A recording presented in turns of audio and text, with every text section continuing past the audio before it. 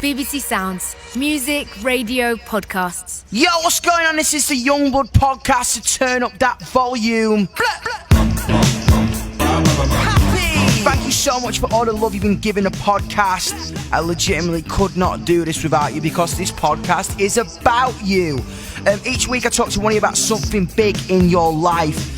And I cannot wait for you to hear my chat this week with Rosie. She's 21 from London. Rosie was a professional dancer competing in the World Championships when she broke her feet and she was told she'd never dance again. But after struggling with mental and physical health for 2 years, she's learned a lot. A positive attitude was like so infectious to me, and I am buzzing for you guys to hear our chat. As always, a little bit of bad language in this episode. Don't tell me mum she's going to wash my mouth out with soap. Wherever you're listening to this, turn up that volume. Yo, alright Rosie. How are you? Good, thank you. How are you? I am very well, thank you. Nice to meet you. Nice to meet you too. Congratulations on your EMA as well. Mental, man. I could not... Smashed it. Oh, thank you. It was a bit weird, like flying around. I wanted to have you on because I think your story is absolutely incredible and I relate to you a lot. Like, I think there's a lot of similarities between me and you in terms of we both go on tour, we both perform, we both face major setbacks, but kind of every day is about overcoming those setbacks. And I couldn't wait to get you on because I think you're kind of a bit of a role model and I think you're going to be really inspiring for people to hear your story. Oh, thank you. How did you get into dance? Well, I think as a kid, I was such an energetic child. I would run around all the time, like I would just not sit still.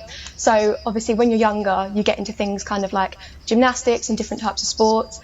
And when I was younger, my parents put me in ballet. And obviously as I've gotten older, I can appreciate ballet now, like it is beautiful. But as a kid, it was too slow. Like I just couldn't do it. Like Dude, I just wanted to run around, jump everywhere. So I did gymnastics. That kind of got my energy out. And then my mum knew a friend whose mum taught dancing, and I'd seen like Laws the Dance and River Dance and stuff like that before. So she said, oh, just try it. She might not like it. She might end up loving it.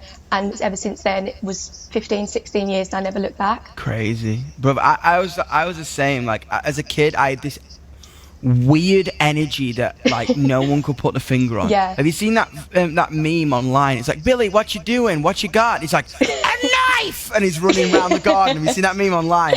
That's legitimately me as a kid. And my mum's like, no! So like I was, because I started doing a bit of dancing as well. I was a dancer. Then I wanted to be in a rock and roll band, but I did dance, you know what I mean, to get it out. Was it hard, like, because you danced a lot, right? You were dancing like intensely, like you went to the World Championships kind of level. This ain't like, you know what I mean, Saturday Night Fever. This is like mad things. So like, was it hard, like balancing like friends and school and kind of you had to sacrifice a lot in terms of becoming the dancers you were to get kind of as far as like the World Championships? Yeah, no, definitely. I think when you have like a stereotypical teenager, every kind of weekend would kind of be, you'd see your friends, you'd go out, you'd spend time together. But I think once you kind of in your head thought, oh, well, this is potentially going to be my career, you kind of just put that to the side and you don't really think about it. So your social life definitely takes a bit of a backseat. And in regards to kind of school and stuff, as much as school is very important and your education is very important, like all of my friends, including myself, like we put dancing first. Completely. You do your homework like on the way to class, you do it on travelling to competitions and stuff. So it was important, but dancing kind of came first. Yeah, and I think, to be honest, if you know what you want to do and you have such a clear idea, I think it's fair to say that give that absolutely everything you got. You know what I mean? Never be afraid to kind of care. Yeah. You know what I mean? I always say that to people. It's like, never be afraid to give a shit. Because I think like a lot of stigma, especially in young people, like it's so much cooler to not care and to like definitely put like, do you know what I mean, and just go about your life and be like too cool for school. I'm like, do you want to know what's cool? Being passionate about something. That's really cool. You know what I mean? Do you want to know what's cool? Giving a shit and kind of radiating that energy, because that's inspiring. What was your favourite like best memories of like competing? Did you just get a buzz? What was it like when you were dancing up there? It's really weird. I don't know if you're the same, because obviously when you go out and perform, you'll do it and then I don't know if you realise kind of what you've done in the moment. I know I'd go up, I'd be absolutely bricking it, and then you could finish like your round or your dance or whatever, and you come off, and someone would say, well, how did it go? Well, like, I genuinely don't know. Yeah, bro, you're just in out. it. You just like lose you, like you kind of just escape, and it's like great. Like when you're so nervous, you just like forget. It's like you've got like you're obsessed and you're in the moment, and it feels just like everything's coming together.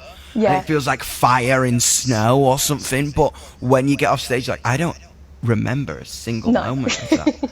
You know what I mean? Because you're just kind of so lost in it and immersed in it.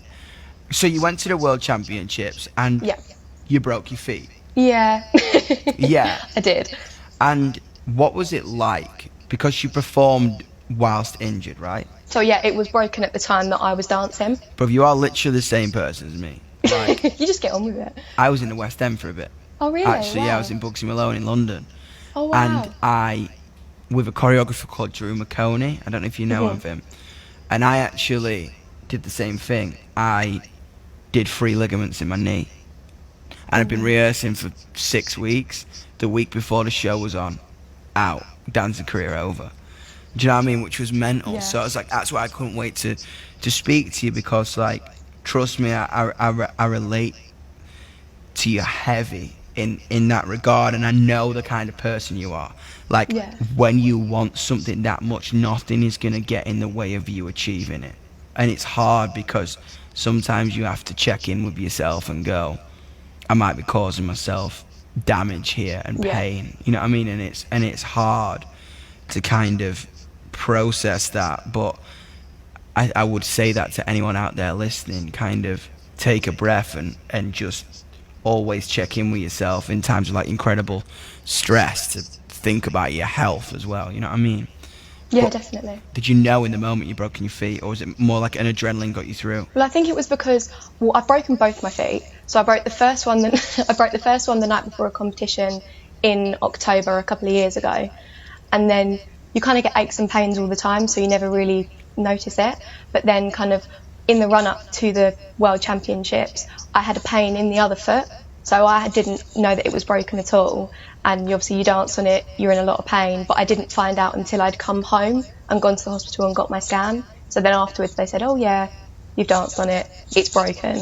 And it wasn't the best. Obviously it's not the worst situation in the world, like I totally get it's not the most salient situation, like so many people have it worse, but I think what was difficult for me was, from a kid, that was going to be my career, that was what I was like aiming towards, and having that taken away from me whilst all of your other mates are still doing what you wanted to do, I found really, really difficult. And especially because a lot of your social circle, they're to do with the dancing as well, and the industry that you were in. So when you're taken out of that, because school took a back seat, as well as kind of the social life at school, you do end up quite lonely. Dude, it is so hard, and that's why I find you so strong in terms of kind of processing all that, because like I am terrible at like rejection, and I'm terrible of like within things like that, because I remember one of the hardest moments in my life was leaving that company as well, because I'd rehearsed, I'd got songs, I was ready to go on stage, I was ready to do it. All my friends, all my life for basically like 2 months was this. And then I sat on press night and I watched everyone else do the show I was supposed to do. But I think that kind of can shape you in a way, in a human being. And I have had a lot of setbacks in my career. So many people have told me no. But the way we're almost like cats, human beings. You're always going to land upright, I think, in the end. Yeah. And you're always going to do what you were meant to do, and this twist of fate, whatever gets thrown your way, is going to work itself out in the end. And I think that's like such a message to kind of anyone out there going through pain and going through stress. I know in the moment it can seem like you just had your heart ripped out and it's spat on in front of you, but you'll figure it out, because everyone's smart and everyone has the ability to reset and rethink. And I can feel from you, like from speaking to you, there's something, you've got plans, you know what I mean, at the end of this, and you're strong and you're going to get through it, and no matter how, dance is going to be a part of your life. You know what I mean? Yeah, I think whether I'm physically dancing or not is always going to be a part of my life. Like I grew up with the teachers, with the people that I dance with, and the kids at the school and the teachers at the school that I was at. They are the hardest working people in the world. Like, they are absolutely phenomenal in every sense. But I think going through something like what I've been through, I think you do second guess everything, because you think, was it a waste of time? Was it a mistake? Should I have gone to university or done something else? And I think you do end up going down quite a dark path, not to obviously get too much into the mental health side of it, but I think... No, this is good though. I think, as I say, like, I would love to talk to you about that, because this is what this podcast is for. I want this podcast to be a release for you and everyone that's listening right now, that even if you're not a dancer out there, but if you're going through something, or your career, or someone you loved, or anything has been taken away from you, it's going to have a toll on your mental health. So I would love for you to go into that, so people can understand you and relate to you, you know? Well, what do you want to know?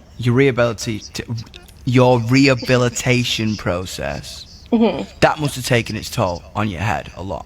Oh yeah, definitely. And I think obviously being in such a intense industry, where if you think about it in the grand scheme of the world, it's relatively quite small. Like, there's not a lot of people that work in the arts in comparison to people who work in offices or work in kind of retail or things like that. And I think coming out of it, there was obviously the relief of the intensity, but you didn't want that, because you wanted to still be in it.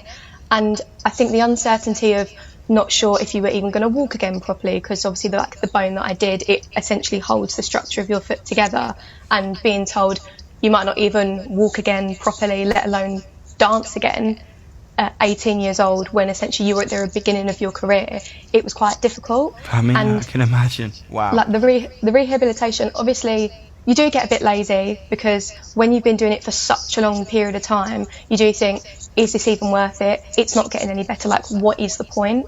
And you go to appointments and you go to physios, and you come back with constant negative information, being told, no, it's not working, we're going to try something else, we don't know what's wrong with you. And I think the culmination of that, plus obviously other things that happen in your day-to-day life anyway, you do have a massive knock with your mental health anyway. And prior to even breaking the foot, I did struggle a lot with certain things. And I think obviously having the one thing that made you essentially feel better, quote unquote feel better, but that was taken away from you. So you obviously do get into a really, really dark place, and you do kind of take things out on yourself, and you do think about kind of putting a stop to it, because you're in so much pain and you don't know what to do anymore.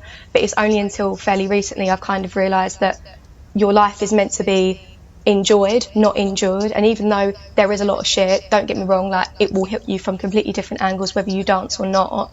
Like you say, it will be all right. And I know that's like a really kind of sappy term, like, oh, it's going to be fine, it's going to be fine, but like, it genuinely will be. It will work itself out. But I love that.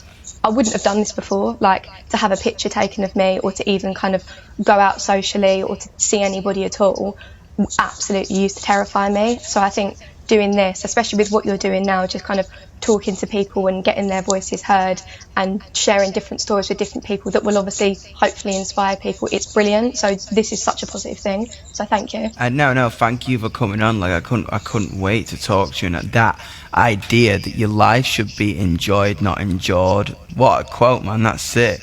How is walking now, how has lockdown kind of affected your recovery? Is like, are you kind of, is it getting easier? Does it hurt a lot, or? I think it's kind of positive and negative, because obviously the whole coronavirus pandemic thing, it's absolutely awful for so many people, but not to be kind of selfish, but it has helped me a hell of a lot more.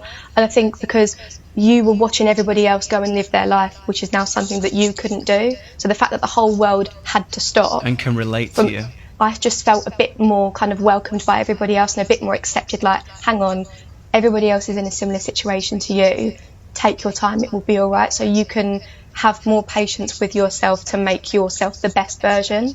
So obviously with appointments and stuff being cancelled and not being able to go to certain places, it is difficult, but it gives you time to work on yourself, which enables you to get better in the long run. That's it, man. It's like, I think a big lesson, like, for us all, like, no matter how dark it will get, it will always get better. You know what I mean? With time, and that sounds so funny to say. It's like, oh my god, time.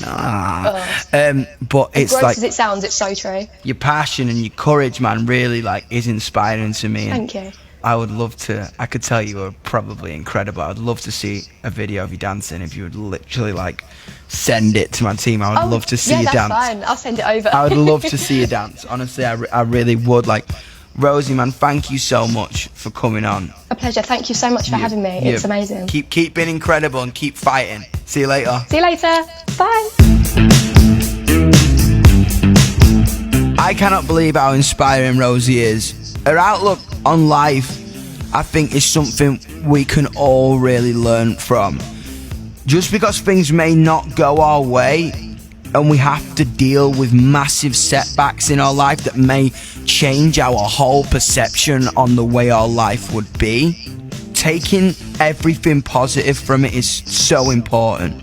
And if you are struggling with your mental health for whatever reason, you can get more information online by searching for BBC Action Line. Subscribe on BBC Sounds to this bad boy podcast. I'm such a weirdo. And I'll see you next week. Love ya.